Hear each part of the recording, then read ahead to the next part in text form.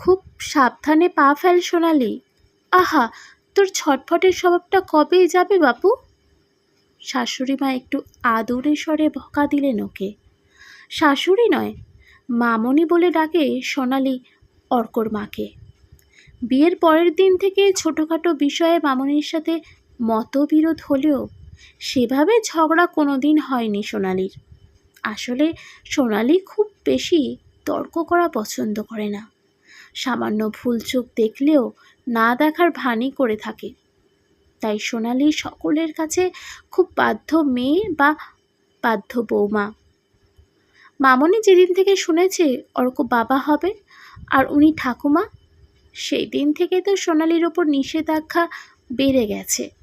এমনকি সোনালি কখন কি খাবে তাও ওনার কথা শুনে। ছেলে অথবা মেয়ে এই নিয়ে মামনির কোনো সমস্যা নেই।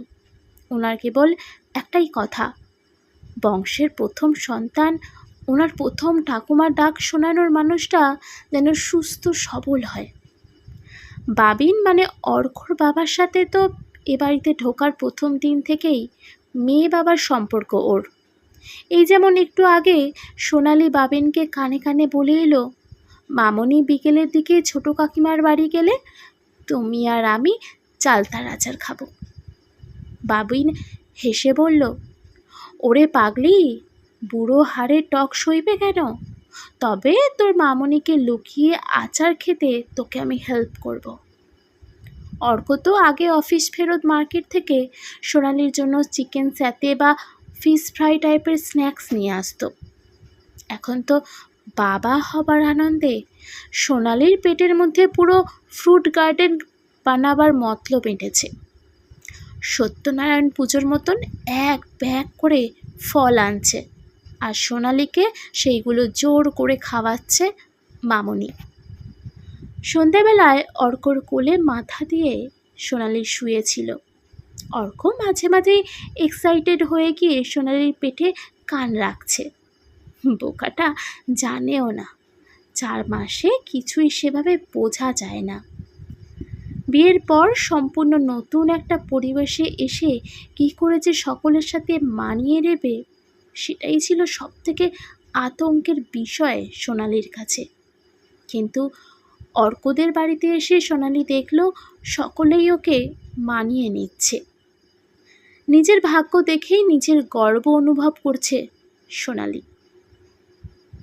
অফিস থেকে সামনের সপ্তাহেই অর্ককে হায়দ্রাবাদ পাঠাবে 1 সপ্তাহের জন্য। হার্ডওয়্যার ইঞ্জিনিয়ার হওয়ার সুবাদে মাঝে মাঝেই ট্যুরে যেতে হয় ওকে। কিন্তু সোনালিকে এই অবস্থায় রেখে অর্কর মোটেই যেতে ইচ্ছে করছে না। মামনি অনেক বুঝিয়েছে ছেলেকে, আমরা তো আছি। মামনি অনেক দিন আগে বাড়ি থেকে হারিয়ে যাওয়া একটা 1 ভরি সোনার হার কাল রাতেই আলমারির একেবারে কোণ থেকে পাওয়া গেছে। বছর 2 আগে হারিয়ে যাওয়া হারটা হাতে পেয়ে মামনি আনন্দে সোনালিকে চুমু খেয়ে বলেছিল, আমার দাদু ভাই বা দিদিভাই যেই আসুক সে খুব পয়মন্ত হবে রে।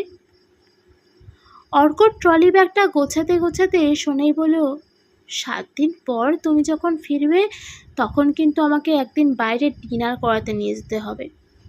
এসব হেলদি ফুড খেয়ে খেয়ে আমার মুখে চড়া পড়ে গেছে।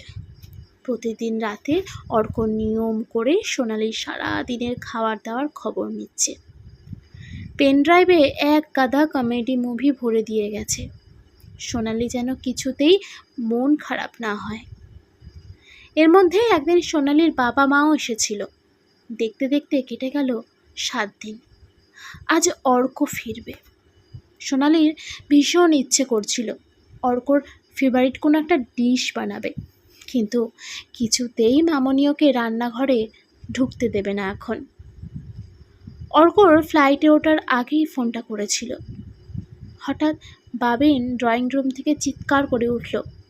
সোনালি কিছু বোঝার আগেই মামনি বলল, পেটেরটাই অপয়া, পৃথিবীর আলো দেখার আগেই বাবাকে খেলো।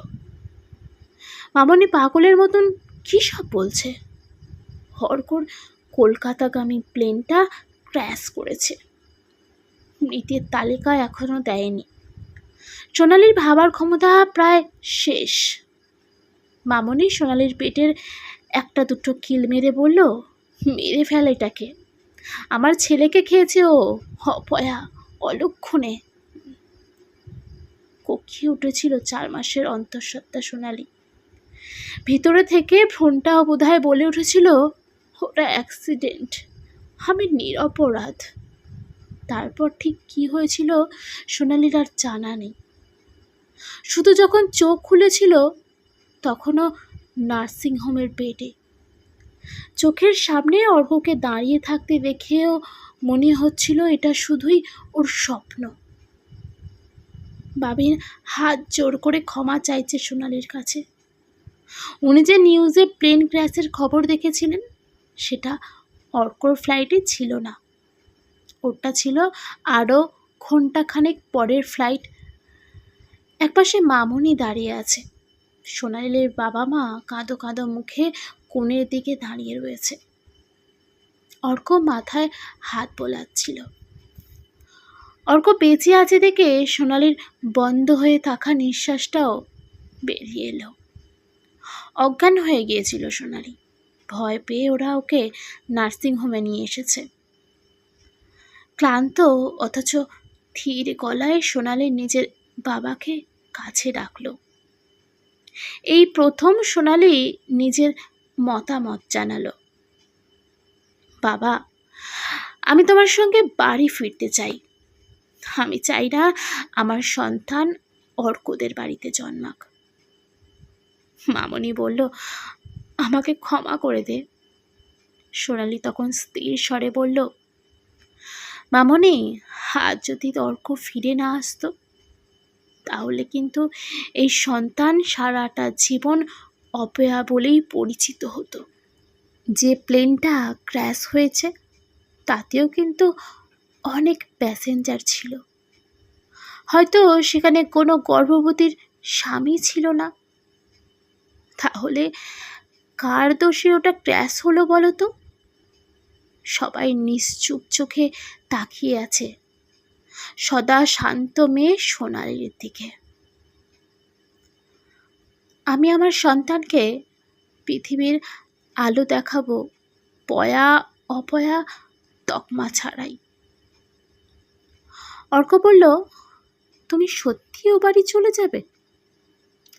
ঘাড় নেড়ে সোনালি বলল, হারানো জিনিস খুঁজে পাওয়া বা অ্যাক্সিডেন্টের ওপর যখন আমার সন্তানের জন্ম মৃত্যু নির্ভর করছে তখন তো মা হয়ে আমাকে ভাবতেই হচ্ছে। সোনালি নার্সিংহোম থেকেই রওনা দিল বাপের বাড়ির উদ্দেশ্যে। পিছন ফিরে মামনি, বাবিন আর অগরকে বলে গেল, ওকে সুস্থভাবে জন্ম দিয়ে তারপর হয়তো ফিরব। জন্মগ্রহণের জন্য হেলদি ফুড নয়, ওর একটা শিক্ষিত পরিবেশ দরকার। অর্ক বলল, কিন্তু আমার কি দোষ সোনালি? সোনালি বলল, দোষ তো কারোরই নয় অর্ক, দোষ মানসিকতার। যার এখনো নিজস্ব আকৃতিই গঠন হয়নি সে কি করে অন্যের ভাগ্য নিয়ন্ত্রণ করছে?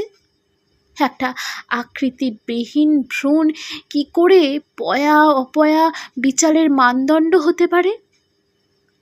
তবুও সোনালি ফিরবে সন্তান কোলে নিয়ে তার জন্মদাতার ভিটেতে। হয়তো মঙ্গল শঙ্খ বাজবে এই বাড়িতে, যেখানে একদিন চোখে না দেখেই তাকে অপয়া দুর্নাম দেওয়া হয়েছিল। কিছুক্ষণের জন্য হলেও তার মৃত্যু কামনা করা হয়েছিল। একদিন দেখা যাবে তারই বাবা দাদু ঠাকুমা ডাকে এই বাড়িটা প্রাণচঞ্চল হয়ে উঠবে। কে জানে আজকের ঘটনাটা কি আদৌ মন থেকে মুছে ফেলতে পারবে সোনালি? বড় বিশ্রী দাগ রয়ে গেল। আলতো করে হাত বোলানো নিজের গর্ভের সন্তানের গায়ে। মনে মনে বলল, দুশ্চিন্তা করিস না, মা আছে তো তোর পাশে। পরিস্থিতির চাপে কোনো না কোনো মানুষকে ক্ষমা করতে হয় ঠিকই। ঝকঝকে আয়নার মাঝে ফাটা দাগ হয়ে রয়েই যায়। সোনালি তার সন্তানকে বাবার আদর থেকে যেমন বঞ্চিত করতে পারে না, তেমনি এই ঘটনা ভুলেও যেতে পারে না। মামনি ডাকে আর সেই আন্তরিকতার ছোঁয়া রাখতে পারবে না ও। সত্যি এমন কত বিশ্রী দাগ অনায়াসে টেনে দেওয়া হয় মেয়েদের মনে, তাই না?